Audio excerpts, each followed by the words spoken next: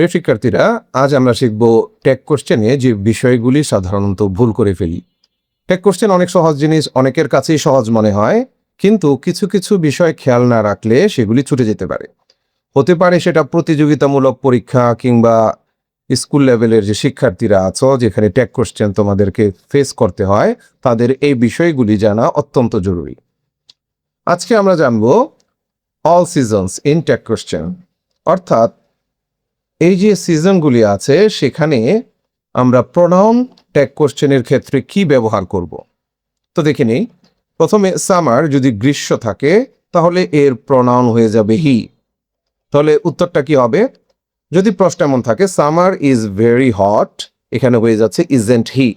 এখন অনেকের মনে প্রশ্ন আসবে যে কেন হি লিখব।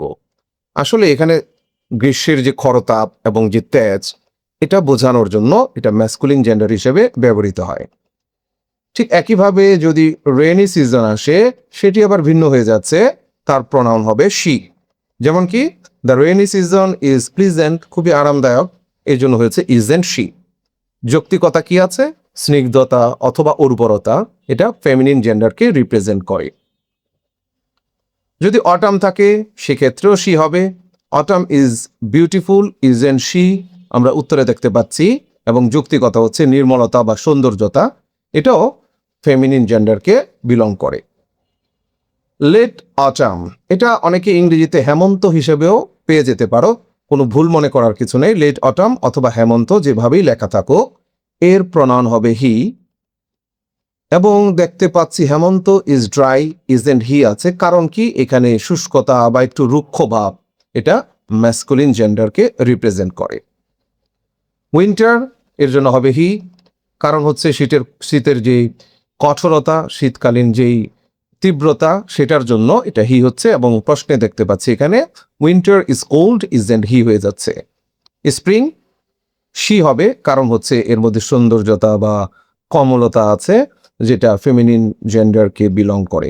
এই জন্য spring is charming, isn't she. তো শিখে নিলাম যে কোন সিজন থাকলে টেক কোশ্চেনে কোন প্রোনাউন হবে। আরেকবার একটু দেখে নিচ্ছি। যদি সামার হয় তাহলে হবে হি।